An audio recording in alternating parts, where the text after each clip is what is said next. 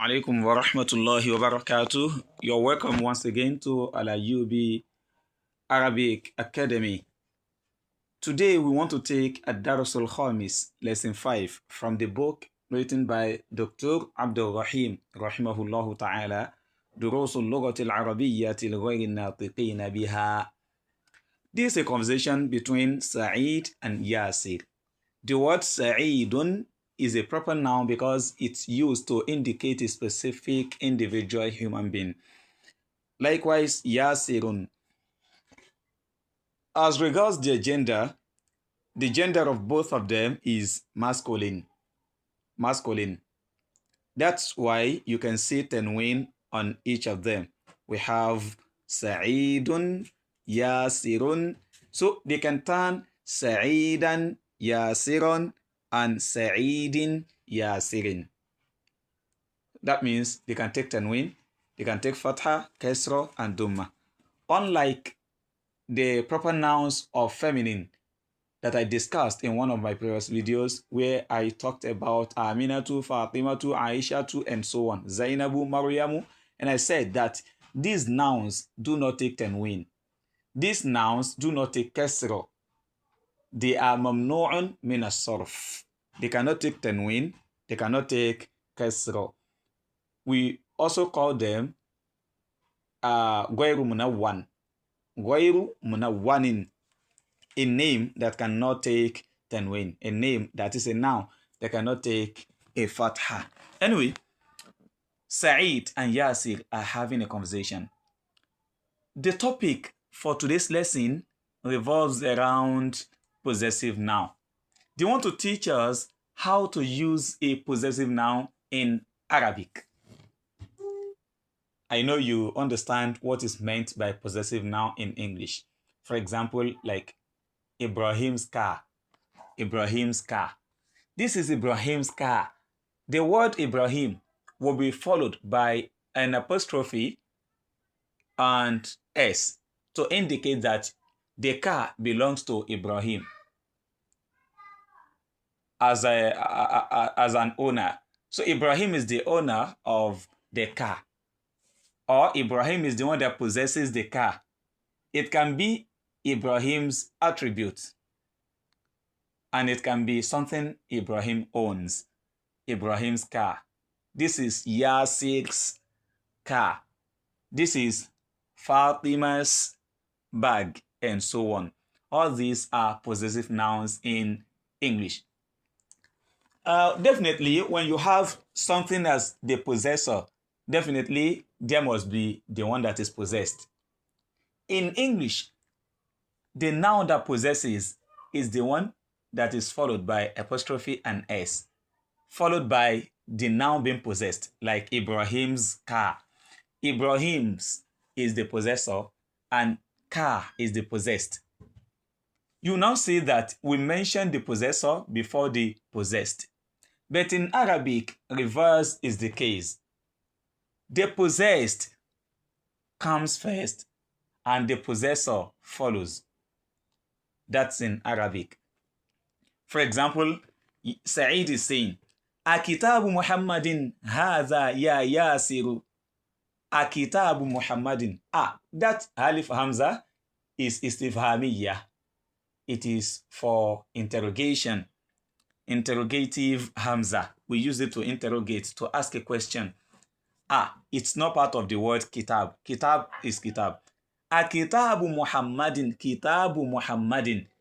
This is possessive. Kitabu is the possessor. Is the possessed. And Muhammadin is the possessor. Unlike in English, where the possessor will come first before the possessed. But here, the possessed comes first before the possessor. The possessed in Arabic is called al-mudafu. Al-mudafu. It is the one being possessed. We mention it first. And the possessor that comes after it is al-mudafu ilayhi. It is the one possessing. It is the possessor. Al-mudafu ilayhi. Now, these are the things you need to know about the possessed and the possessor.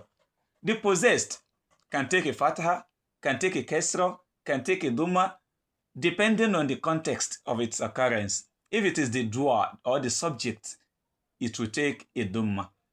If it is an object, it will take a fatha. If it is coming after a preposition, it takes a kasra. So it can be kitabu Muhammadin, kitaba Muhammadin, kitabi Muhammadin, depending on the context. But one thing about it is that it doesn't take a tanween. Why? Initially, it's supposed to be kitabun. But because we are now attributing it to Muhammad, Muhammad is now occupying the position of the tanween. So instead of saying akitabun, Muhammad is now taking that position. It cannot be akitabun Muhammadin. No, it will be akitabu Muhammadin. Kitabun Muhammadin, wrong. It should be kitabu Muhammadin. Kitabu Muhammadin. It will not take tanween. Also, it will not take alif and lam. So that means when you are using a noun in the possessive case in Arabic, it neither takes alif and lam nor tanween. Remove both of them. That is what has to do with the possessed, the mudaf in Arabic. Now, let's talk on the possessor, the mudaf ilayhi. Al-mudaf ilayhi always takes a kasra. Always takes a kasra. That's why we say Akitabu Muhammadin. Muhammadin, it must take a kasra. Akitabu Muhammadin, hadha, is this Muhammad's book? Is this Muhammad's book? Ya Yasiru, oh Yasir. Another thing I would like you to know here is that the word Ya is used to summon somebody. So a noun being used in the vocative case is preceded by Ya in Arabic. For example, you are talking to Ibrahim, say, are you traveling today, comma, Ibrahim. Ibrahim is being used in the vocative case here. That is in English. But in Arabic, we call it al-munada. Al-munada, the noun being called. Al-munada. We precede it with Ya. There are some other tools as well, but that's not today's topic. Ya Yasir, oh Yasir. Ya means oh Yasir. The second thing I would like you to know about al-munada is that when it is used like this, a simple word, that is a single word constituting the munada, it will take a dhamma in this case. Ya Muhammadu, Ya Fatimatu, Ya Aishatu, Ya Ibrahimu, Ya Ahmadu, and so on. Ya Ustazu, Ya Mudarrisu, Ya Talibu. It will not take tanween, and it will not take alif and lam. Are you following? It will not take tanween, it will not take alif and lam. The only situation in which it can take alif and lam is when you follow that ya with ayyuha. So ya ayyuhal mudarrisu, na'am. Then you can use it in that way. Ya ayyuha talibu, ya ayyuhal ustaz, ya ayyuha sahibu, ya ayyuha sadiq, and so on. Okay, let's leave that. That means so far we've talked about al-mudaf and mudaf ilayhi and al-munada. So it always takes a dhamma. Al-munada, it takes a dhamma, no tanween, no alif and lam, except in the cases I've explained. 2.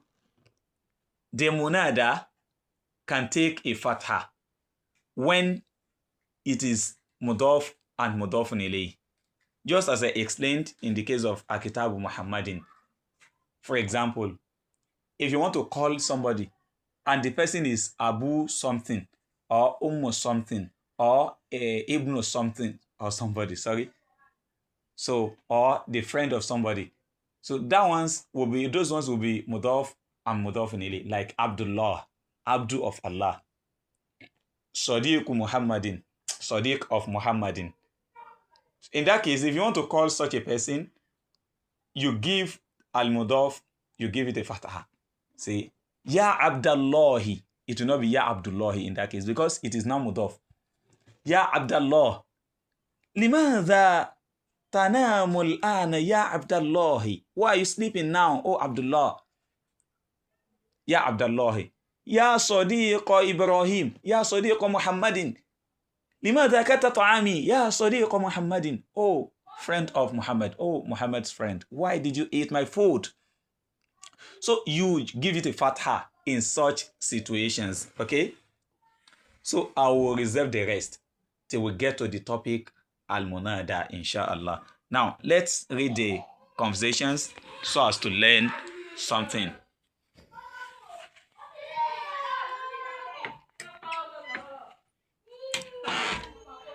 Said says, Aina Kitabu Muhammadin. Where is Muhammad's book? Aina means where. We've come across this before. Where is Muhammad's book? You will see Al-Mudaf, which is the possessed, Kitabu. And Al-Mudaf ilayhi is the possessor. Kitabu is not taking tanween. It's not taking alif and lam, but it is taking a dhamma. Muhammadin, which is the Mudaf ilayhi, the possessor, is now taking a kesra, kesratan. Aina Kitabu Muhammadin. Where is Muhammad's book? Yasir says, Huwa, it is ala al-maktabi, on the table. So we don't need to dwell much on ala al-maktabi. That is ala harfu jarin. Al-maktabi, ismun majrur. It is the noun that follows it. The object of preposition in Arabic is called al-ism al-majrur. So it is now taking a kasra because of ala that comes before it. Even if this expression is not vowelized at all, you as somebody that has been following my lessons, you should be able to account for this. That, okay, ala is the one that is necessitating giving al-maktab a kasra. Hunaka, there. Hunaka is used to point to a place. There are three words we use to point to a place like this. One is huna, remove the ka. Huna, here. The place is not distant, it is near. Hunaka, there. It is distant a little bit, but not too far. So then, hunalika, over there. Huna, here. That is positive degree. Hunaka, there. That is, what is it called? Comparative. Hunalika, that is superlative, for example. So, huwa ala al-maktabi hunaka. It is on the table there. We have here, huna. There, hunaka. Over there, hunalika. Said says, Aina daftaru Ammarin. Where is Ammar's notebook, exercise book? Yasir says, Huwa, it is ala on maktabil mudarrisi. It's on the teacher's table. It's on the teacher's table. Said says, Qalamu man hadha.